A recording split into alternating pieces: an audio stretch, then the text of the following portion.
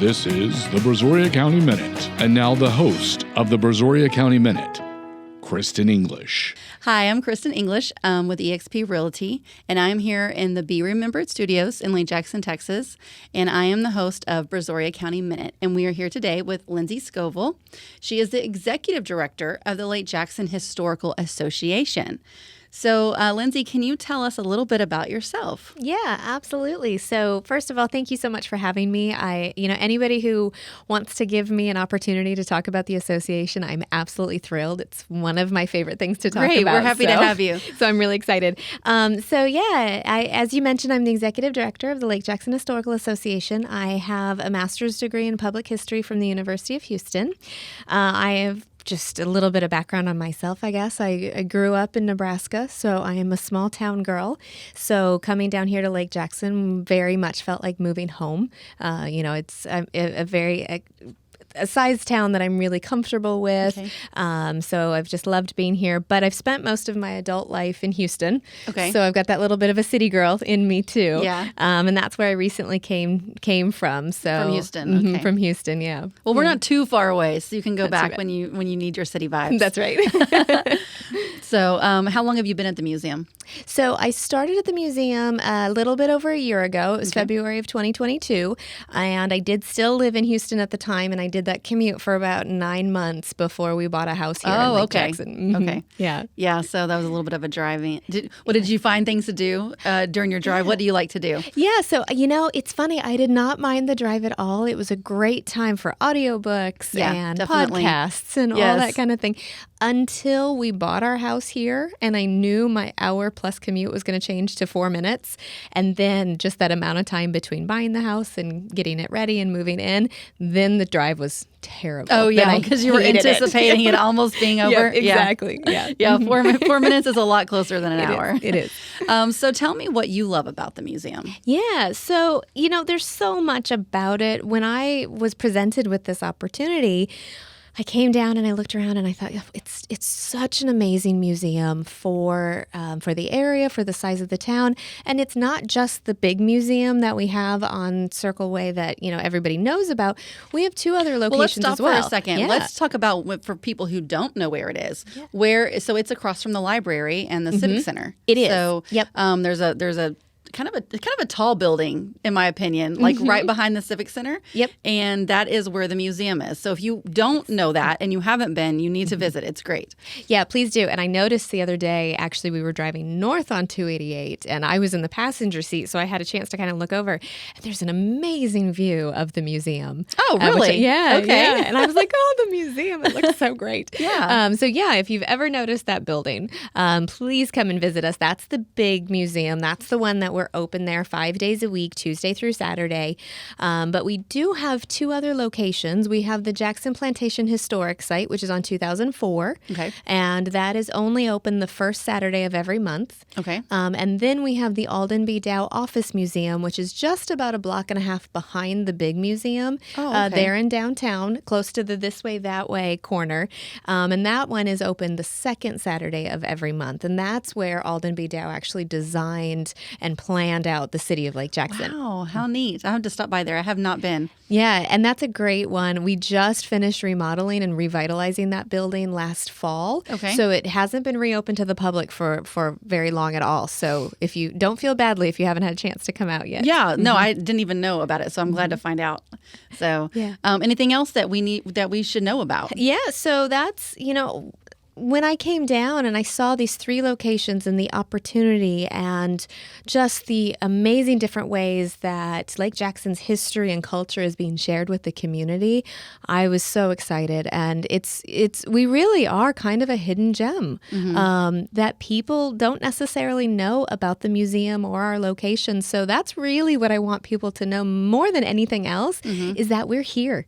Yeah, definitely. And that's why I wanted to interview you, just to get the word out that you guys have something to offer. And, we're in a place where summer's coming up. We talked about, getting kids through there to learn about the history of their town, and or even if they're not from Lake Jackson, it might be a place where they come frequently to go shopping or restaurants and the park, so they can learn about the town that they visit, even if they don't live here. Absolutely. Well, and the lessons of history, really just are across the board. Everyone can benefit from learning about history. It's not just learning about, Lake Jackson specifically. So if you're not from here, that doesn't matter. Come in and you'll learn about, just the history of humanity and just getting to experience someone else's life for a minute and putting on someone else's perspective and seeing what that does to your own life. Yeah. And we just do it through the lens of Alden B. Dow and A.P. Boydell and the founding of Lake Jackson. But the truths are universal. Yeah, and the thing that's cool about history in general is when I'm a history buff. I love history. I always have as long as I could remember. But one thing I've found is it puts perspective into any type of problem that you see coming up in the world. And you can get so focused thinking this is the first time that we've faced something like this, or it can be just overwhelming. And I found that talking to people who are maybe a couple of generations older than me, or just going back and researching history from, just maybe 100 years ago or a little more, see that people have faced similar situations. It's not exactly the same, but it's similar. Right. And when you can see that it worked itself out, and you see how people face the challenges and how they grew from it, learn from their mistakes, and realize that it might be the first time you're experiencing something in your lifetime, but it's really not anything that's terribly new. And it's a good way to just kind of ease your mind. And for me, that's helped me face a lot of things with a different perspective, going back and seeing how things have been handled in history. And then we all end up being okay. It's all okay. Right. Because sometimes we can get overwhelmed like, oh no, it's the end of the world. But how many times have people thought that over, thousands of years, Right. and it wasn't. Yeah, so. Absolutely. Yeah, things right in front of us can feel so big. And if we can just step back and get some perspective, Definitely. It makes a huge difference. And history can help give a great perspective. It really can. Yeah, absolutely. And I think that's one of my favorite things about the museum and the association is we're a community space, but beyond, that goes so far beyond just having people come in and see our exhibits and maybe have an event there. We want to be a place where people can really come in and they can explore these difficult questions. They can, learn from somebody else's perspective. They can challenge themselves. It goes so far beyond just coming in. History is more than dates and places and names. Absolutely. It's being able to provide a space where you can say, hey, you know what? I've been struggling with this and this thought, process, and how can I learn from others? Yeah. And sometimes just those old photos, I love to just stare at them and just think like, I wonder what life was like for them. I wonder what worries they had and joys and, and what did they do for fun? And, just to think about how life would have been is always so interesting to me. I like to think, okay, the second after that photo was taken, what did that person do? Oh, yeah, that's good. That's really good.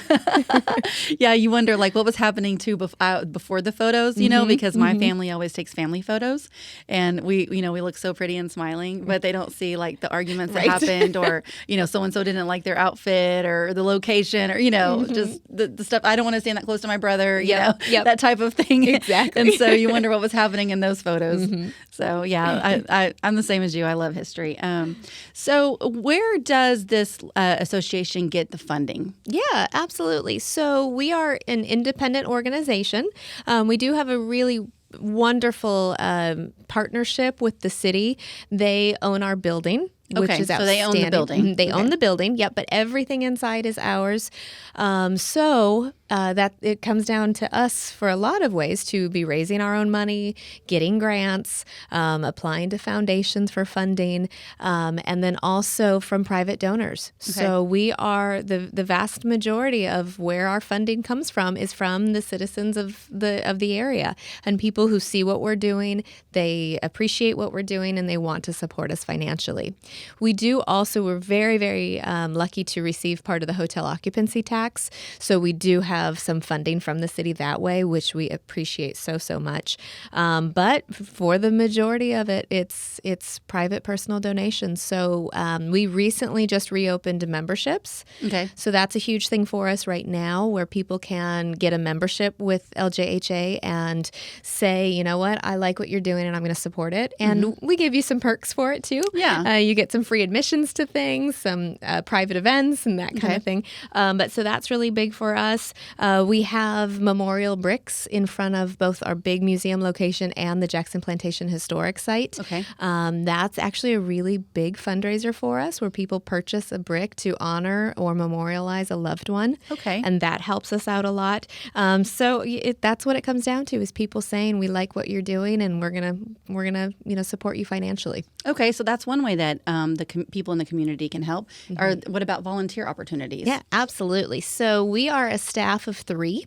Okay. Running 3 locations. Wow. So one for each person, right? Right. So we would not survive without volunteers. Okay. Right now we have, I would say, about a little over 30 volunteers. Oh, okay. We've brought in a couple more over the last couple of weeks, which is outstanding. But the thing is, if we had more, we could open our other 2 locations more often. Yeah. And that, if the doors of those 2 locations aren't open, people aren't getting in there and learning. So we always need volunteers. We need volunteers that can come and greet and welcome people into our locations and open the doors for us. We need volunteers to come in and help with research for our curator. We need volunteers that can help us with events. Fundraising events are huge for us, and that's that takes a ton of time and a ton of logistics to, put on big events like that. So there are so many volunteer opportunities. We also, just this morning, actually, we had a school come by with a couple of their field trip groups with their classes, and we need docents that come in. So we had a volunteer docent come in and lead those tours. Okay. So there's so many opportunities, and we are actively recruiting volunteers to come in, and it's all ages too. Okay, I was going to ask what the minimum age requirement was. Yeah, so our minimum age is 16. Okay. However, if somebody has a kiddo younger than that just loves history and wants to come be a part, then bring a parent with, and we would love to have them. Yeah, that's a good learning experience for them as well. It is, and we have some great opportunities for kids through scholarships and internships as well. Okay. So I would just really recommend that everyone take a look at our website and look at and those. We'll post that for you guys to reference. Absolutely. That'd be great. And we've got our volunteer application on there. We've got, scholarship applications, internship applications, all that up there on that website. We could not do what we do without the community and without volunteers. Yes, volunteers are great. We love our volunteers. Yes, we do. So you talked about volunteers helping at events. Can you tell us about some of the events that are coming up? Yeah, absolutely. So one of the monthly events that we do is called Something to Chew On. Okay. It is our monthly lunch and learn program. Okay. It's the 3rd Thursday of every month, and we have a different speaker that comes and talks about a different aspect of the area history, just something really interesting and unique that we want people to come out, spend some time with us, and learn a little something on your lunch break. And you have this event at the museum? We do. Okay. Yep. That's at the museum on the 3rd Thursday of every month. Is this something that people bring their lunch to, or is lunch provided, or? A little bit of both. It depends on whatever you would like. So we do offer a lunch. People can order it as long as they order in advance for $12. Otherwise, you're welcome to bring your own, and we have people do both. All right, awesome. Yeah, that sounds like fun. And that's one of those events. It's a $5 charge. It's a $5 fee to come in. However, that's one of those events where if you're a member with us, that's free to you. Okay, so that's one of great. the benefits. Yeah. Yeah, absolutely. So if you want to come once a month and do your little lunch and learn, Exactly. membership would definitely be the way to go. Absolutely. It would. We also have a new exhibit for the summer. So we try to do a different temporary exhibit in the main atrium of the museum every summer. And that one is about to open up, and it's called Uncovering the Past, Untold Stories of Lake Jackson History. And that's going to run until August 19th. Okay. That's just like the museum. It is free to the public. So all 3 of our locations are free. Okay. And that's huge, especially for families and in the summertime, where people can come out and just enjoy. And then so that the Jackson Plantation Historic Site is open the first Saturday of every month, and the Alden B. Dow Office Museum is the second Saturday of every month. So those are always our regular ones as well. And then this fall, we have a ton of events in the fall. We have, if you haven't come to our Breakfast with Santa in November, and we do holidays around the world, that's always a ton of fun. And you have that at the museum as well? We do, yeah, and that's in conjunction with Festival of Lights. Okay, is that that's the same weekend? Same. Okay. Yep. Same day. Our Breakfast with Santa is the kickoff for that event, which is a lot of fun. We're doing a huge county-wide event for Dia de los Muertos this year, so that's going to be really fun. We're doing a murder mystery dinner at the end of September. That sounds like fun. We did it last year too, and it was great. But we did it the weekend of Halloween, and we very quickly learned there is a lot of competition. Yeah. So I said, no, we're going to do the end of September, and we're going to kick off the season. Yeah, that's awesome. And then we just started a new annual fundraiser called the Alden Ball. Okay. And we just did it in April, and it was fantastic. It was 1940s themed, and everybody dressed up, and we had the Brazosport Little Big Band playing, and we had a great time. So we're making that an annual event. Will you have different periods, or will it always be the 40s? So we're going to do different themes. Okay. Yeah, so we're going to mix it up every year and at least do different themes. So this year was big band. We got ideas for next year, but we'll see. But yeah, we can go into other decades and do the 70s, all sorts of things. So yeah, that sounds like a blast. Yeah, it's going to be great. So that'll be next April again. So I know a lot of people were sad to have missed it this year and are already marking their calendars for April of 24. Yes. Yeah, I love that. I'll have to mark mine. That sounds like fun. So, okay. Well, thank you for joining us and just sharing all of this. Is there anything that you can think of that we haven't covered before we go? I think I just really, like I said earlier, I just want people to know that we're here. It's okay if, I have people every day almost say, I'm so sorry I haven't been there since I was a kid. Or I'm so sorry I didn't know you existed. Don't be sorry. It's okay. Just come on out. Yes. Just change it. Make it right. Just come. Right. Just come and see us. We're just having a ball doing what we're doing, and we just want the community to come and be a part of it. That's awesome. Well, I hope that anyone who hasn't been in a long time or has never been takes opportunity here very soon to visit and come to some of these events. They sound like fun, and what a great way to just be a part of the community and remember the past and learn what you didn't know before. Right. So Thank you so much for joining us today. You're welcome. Thank you. The Brazoria County Minute is brought to you by BeRemembered.us. Tell your story. Be remembered.